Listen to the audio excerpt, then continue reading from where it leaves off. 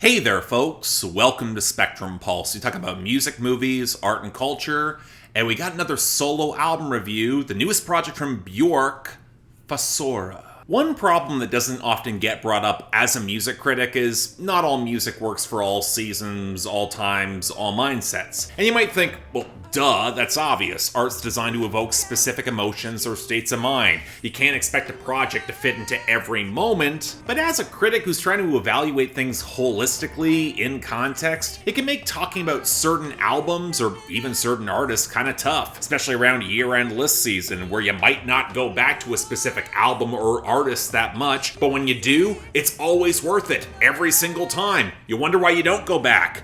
And then you don't in the future. So I bring this up because I've come to realize that Bjork might be one of those artists for me, partially because it took me a long time to really get into her work, and it often doesn't have the immediacy to be something I'd want to hear all the time, but when that moment strikes, her unique lilting vocals, eclectic melodies, and fascinatingly raw and kind of weird lyrics can be so wondrous that I often find myself thinking, I should really go back to this more often. Hell, if anything, the more times I go back to revisit Post, Homogenic, Vespertine, and Volnakura, the more that thought becomes all the more prominent. And I don't want her work to feel devalued because it's got its strongest resonance in very specific times and places. But it's also why I really wanted to specifically make time to dig into this. Even if outside Volnakura, a lot of Bjork's recent output hasn't quite clicked as strongly, especially Utopia, which has got moments of beauty, but it's never really stuck the way I wanted. Now granted, given that the breakup and recovery arc of her last two albums seems to be concluded, we could be on uncharted territory yet again, so alright, what did Bjork give us? Well, greatness. And make no mistake, after repeated listens, I am comfortably placing this in the upper end of Bjork's catalog. But it's also the sort of greatness that's complicated. Feels like both a culmination of other Bjork albums, but also an advancement from ones that actually didn't quite work for me. It's also thematically rich, amazingly textured, the production's fantastic, grounded but intensely alive and kinetic, and probably her easiest to revisit in both pieces and as a whole in years, if not decades. And also a prime candidate for being among the best of 2022. I gotta be honest, I was shocked how much I enjoyed the hell out of this album. Maybe it was me being a little cooler on Utopia, which I did revisit before going to this, and again, still doesn't quite hit for me, but so much of what she was building on that project lands so much better for me on Fossora, and that was thrilling to hear. Actually, in fact, let's start there, because at this point, Bjork albums are probably often best compared with her own varied and wildly colorful discography, and this does feel like it's built off of several previous ideas that are now interwoven together. From Vespertine comes the unbelievably gorgeous strings and yearning orchestral elements. From Homogenic comes the slight electronic embellishments, especially in some of the lighter percussion that contribute to song structures that are just accessible enough, but I'd say it goes further. The two albums where this has received the most comparisons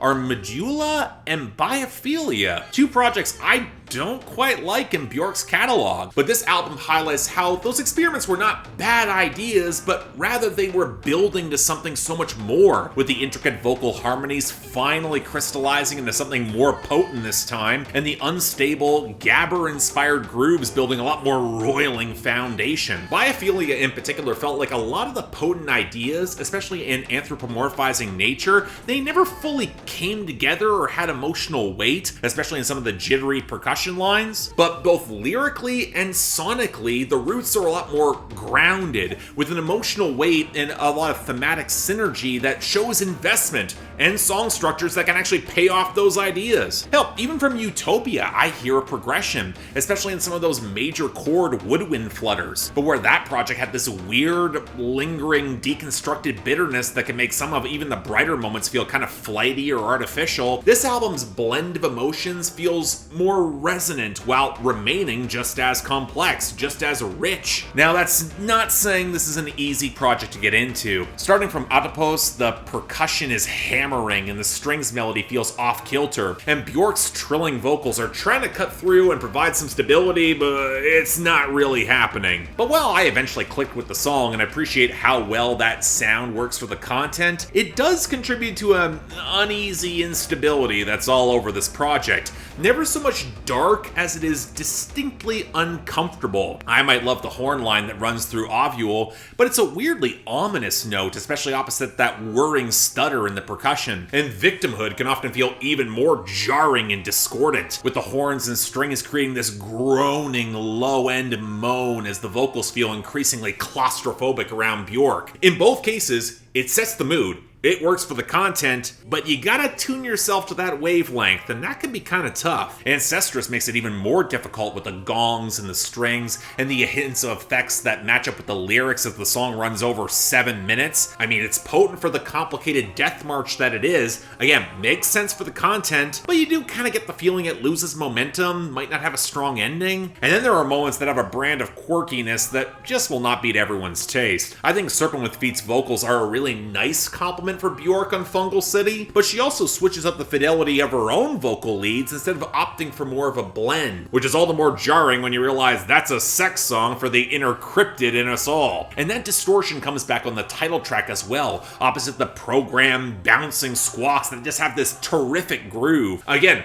tactile level, it makes sense. But that song's even more chaotic, where you can tell that Bjork is testing the audience with these intentional rough edges, inspired by the Gabber percussion, which leads this crashing dance floor intensity that, as much as I like it, I'll admit can be a bit slapdash. Now again, I'm not against this. Half because it makes a striking amount of thematic sense, we'll get to it. Half because the low-end grooves prevent the clash of tones from becoming too jarring. Again, the blending and percussion balance is excellent. Half because there's also a wealth of songs where the vocal arrangements, they feel strange, but also beautifully synergistic all the same, like on Sorrowful Soil and Her Mother's House and Freefall, and both the instrumental interludes, comprising of some interweaving vocal patches and electronic distortion, even some Gabber percussion on the latter. But it also feels like the sort of thing where if you're not familiar with how Bjork has built to these moments on previous albums, you might be thrown off. Or hell, the tones are just alien enough that they won't work. But what ironically threw me off was the inclusion of Allow with Emily Nicholas. And well, she adds some beautiful vocal texture, and the song is very pleasant,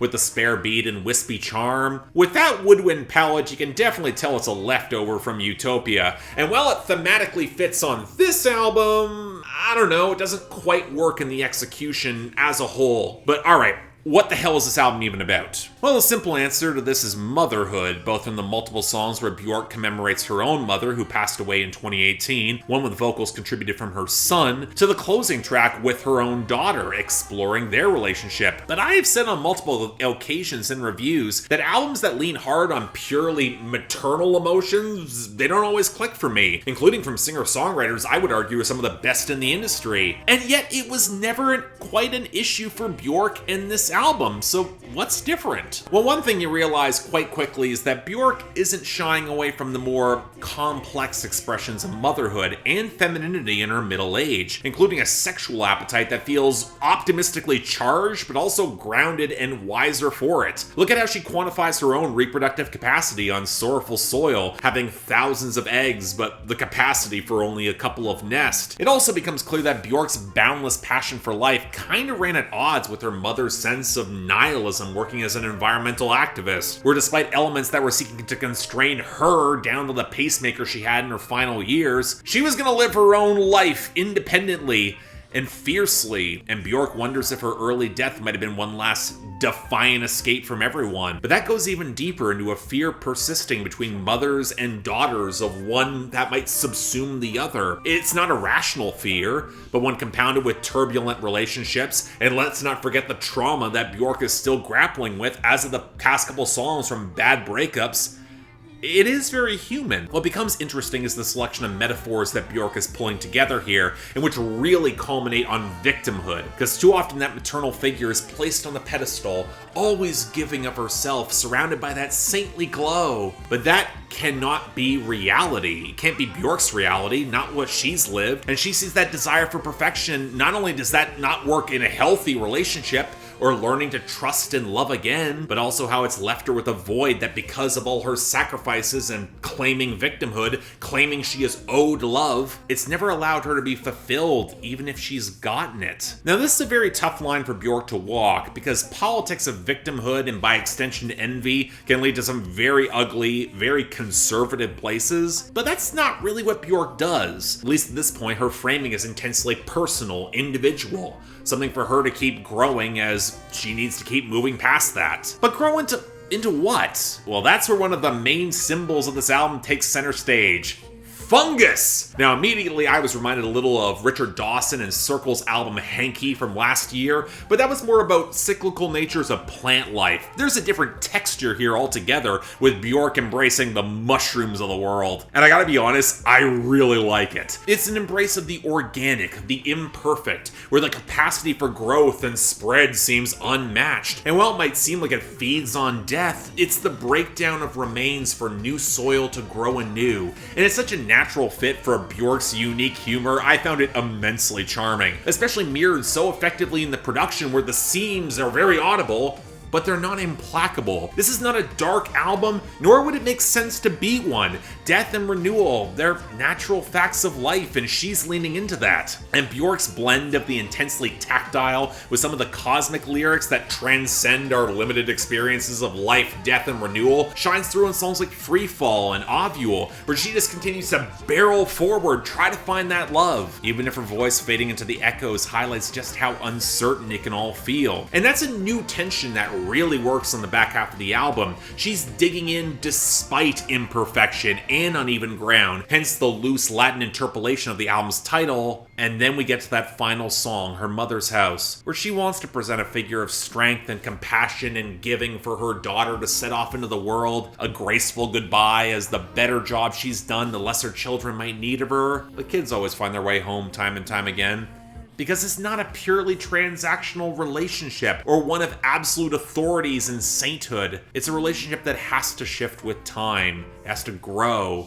And Bjork's self-awareness about wanting to be there for her kids while allowing them to flourish in their own right is such a genuine, heartfelt moment that earns the complicated emotional resonance that feels like love, sadness, pride, and everything in between. Instead of a death of something, it's the growth of something new.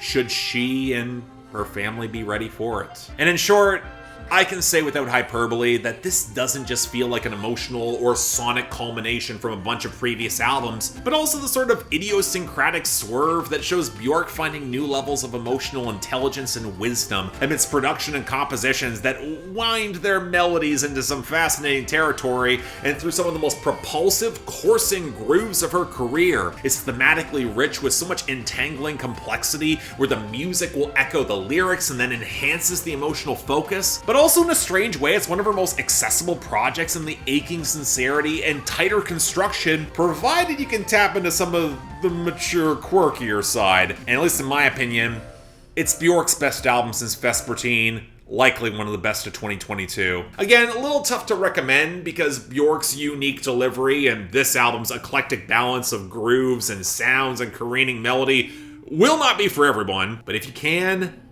this is something truly wondrous. All the way down. Dig deep here, you'll find treasure. Please check this out.